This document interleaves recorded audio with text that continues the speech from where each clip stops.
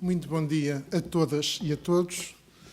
Eu gostaria de começar por agradecer à Santa Casa da Misericórdia de Lisboa o amável convite para partilhar convosco alguma das minhas reflexões e talvez mais de reflexões, preocupações quanto às questões da pobreza e da exclusão social.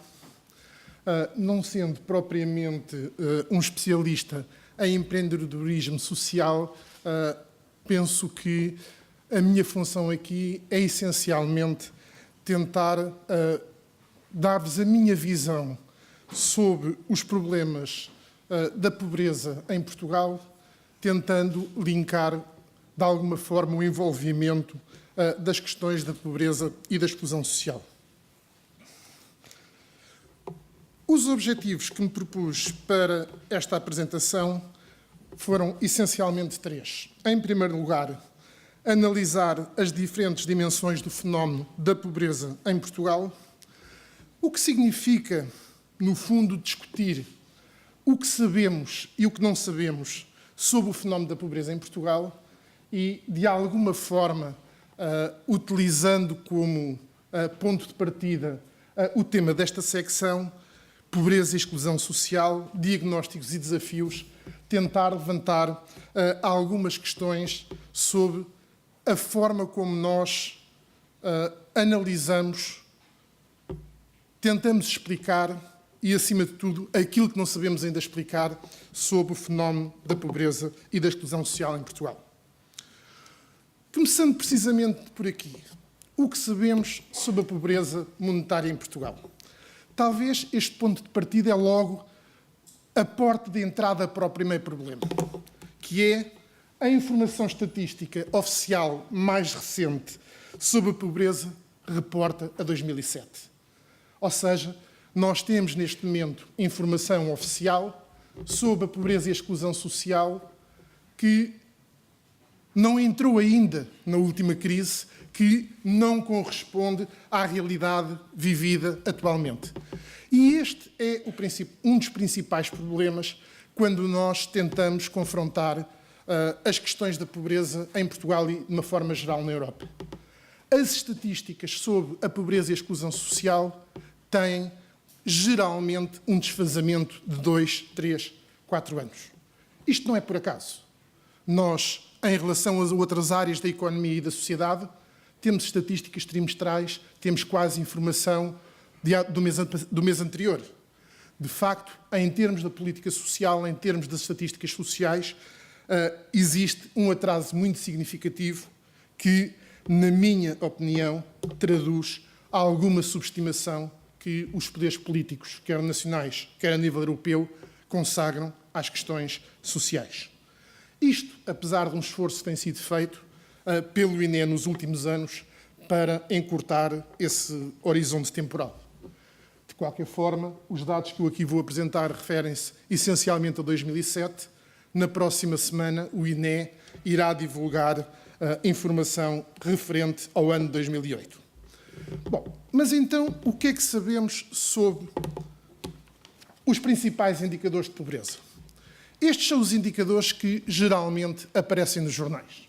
Ou seja, taxa de pobreza em Portugal e na União Europeia, comparando, eventualmente, a alguns grupos específicos. Basicamente, o que nós podemos constatar é que, neste momento, temos taxas de pobreza ligeiramente acima da média da União Europeia, sendo que as médias, enquanto tal, dão uma visão muito pobre da diferença que existe nos vários países e, portanto, é possível tentar analisar com uma visão mais panorâmica a situação da pobreza nos diferentes países. O que este gráfico permite é ilustrar precisamente isso, em que é possível ver a barra a vermelho representa a média da União Europeia a 27, a barra amarela a situação portuguesa, que nós estamos ligeiramente acima da média da União Europeia. Já se considerarmos elementos particulares como a taxa de pobreza infantil, a situação é relativamente pior, isto é, nós temos uma taxa de pobreza infantil de cerca de 23%, razoavelmente acima da média da União Europeia. Situação semelhante acontece com a taxa de pobreza dos idosos, onde, embora aqui claramente não sejamos dos países europeus com pior situação, estamos claramente acima da média da União Europeia e acima do que seria desejável. Bom, esta é a informação oficial, aquela que nós temos sobre a realidade da pobreza do ponto de vista estatístico, do ponto de vista oficial. É evidente que daqui a pouco o orador seguinte, a Isabel, vai-vos dar de certeza dados muito mais atualizados sobre a percepção que as instituições que atuam no terreno têm sobre o que é a realidade concreta do dia-a-dia do fenómeno da pobreza.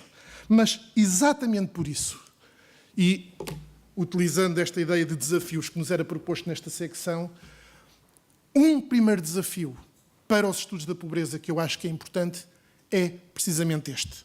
É dar uma importância acrescida a estas estatísticas, importância acrescida que passa pela redução do tempo que medeia entre os inquéritos às famílias que permitem construir estas estatísticas e a sua divulgação, mas passa por outras formas, eventualmente mais criativas, de nós termos informação sobre a pobreza. Não há nenhuma razão para que não seja possível conjugar as estatísticas oficiais, eventualmente mais pesadas, com a informação que as organizações no terreno, dia a dia, recolhem. Que não seja possível construir um sistema de indicadores de alerta que, atempadamente, nos chama a atenção para os desenvolvimentos mais recentes do fenómeno da pobreza. De facto, cingir-nos às estatísticas oficiais, com a importância que lhes é atribuída neste momento no quadro europeu, significa que nós trabalhamos com informação insuficiente e, em grande parte, desatualizada quando analisamos as questões da pobreza e da exclusão. Um segundo aspecto para o qual eu também gostaria de chamar a atenção, e há pouco o Sr. Secretário de Estado referiu aqui en passant, é como é que nós analisamos a evolução, num horizonte relativamente mais largo, do fenómeno da pobreza e da exclusão social. Hoje é possível nós termos séries relativamente consistentes para um período de cerca de 15 anos em relação aos principais indicadores de pobreza. O gráfico que vos é aqui apresentado compara precisamente a evolução da taxa de pobreza em Portugal e na União Europeia. Portugal aparece a azul, a União Europeia a 15 a vermelho e, na parte final, a verde, a União Europeia a 27. Bom, uma primeira relação que se pode tirar deste gráfico é que, claramente, nós, ao longo de todo o período, tivemos taxas de pobreza superiores à média da União Europeia, mas que há um ligeiríssimo processo de convergência, ou seja, nós passámos de um gap de cerca de 4, 5 pontos no início, no meio da década de 90, para uma diferença de 1, 2 pontos percentuais. Portanto, também aqui estes valores valem o que valem, mas, de alguma forma, nós podemos dizer que tem havido algum processo de convergência que, eventualmente, poderá ter continuado ou não nos últimos anos, que as estatísticas ainda não nos mostram, na medida em que eventuais aumentos de pobreza em Portugal nos últimos 2 anos terão certamente também correspondência com aumentos de pobreza em termos dos restantes países da União Europeia. Talvez o quadro mais revelador das diferenças e dos ganhos conseguidos em termos de taxas de pobreza é o que aconteceu com a taxa de pobreza dos idosos. Mais uma vez aqui, comparando a média da União Europeia com os valores de Portugal, nós podemos dizer que aqui sim é inequívoco que houve um processo de convergência claro. Nós partimos de taxas de pobreza dos idosos que eram completamente inadmissíveis e que, certamente, incompatíveis com uma sociedade justa e democrática, e aí conseguiu-se alguns ganhos eficientes. Agora, também aqui, e se por um lado é possível construir estas séries e ter esta visão prospectiva do que tem sido a evolução dos indicadores de pobreza, muito continua por fazer. E o segundo desafio que eu gostava aqui de deixar é precisamente que nós precisamos de conhecer melhor a evolução do fenómeno da pobreza em Portugal. Não me basta dizer a taxa de pobreza passou de 23% para 22%. Eu tenho que ser capaz de desenvolver estudos longitudinais que tentem perceber quais são os principais determinantes da evolução da pobreza em Portugal e, acima de tudo, os mecanismos de entrada e saída em situação de pobreza. E, portanto, este é o segundo desafio que eu aqui deixaria em termos do que falta fazer, em termos do nosso conhecimento. E o nosso conhecimento é essencialmente um instrumento para agir em termos da realidade da pobreza em Portugal.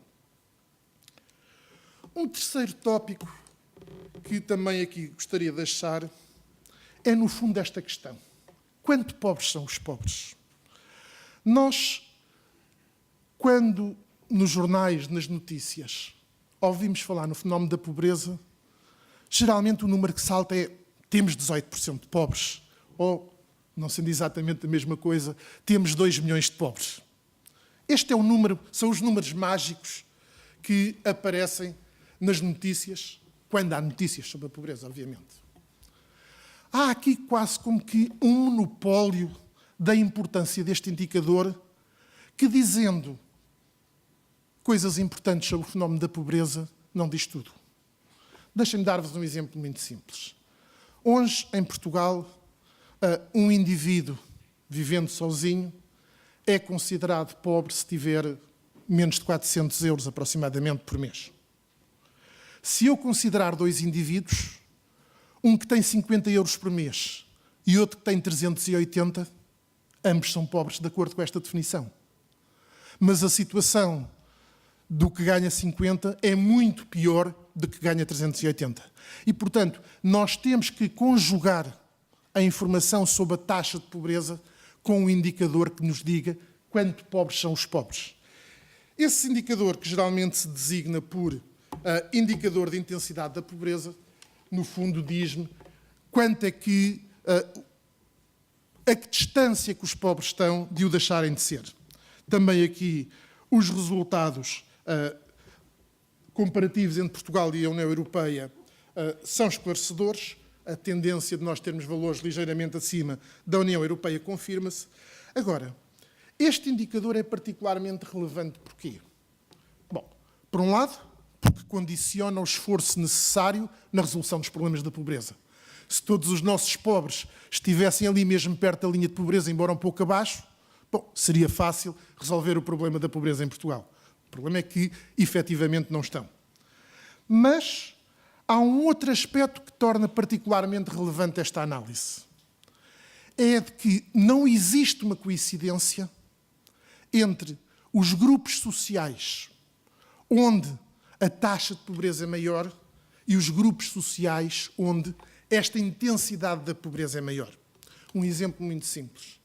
Em Portugal, tipicamente, os idosos são dos grupos onde a incidência da pobreza, a taxa de pobreza é maior. Mas exatamente porque de há muito que isto é reconhecido, de há muito que existe um conjunto de políticas sociais dirigidas particularmente para os idosos, que faz com que a sua intensidade da pobreza, em média, seja menor.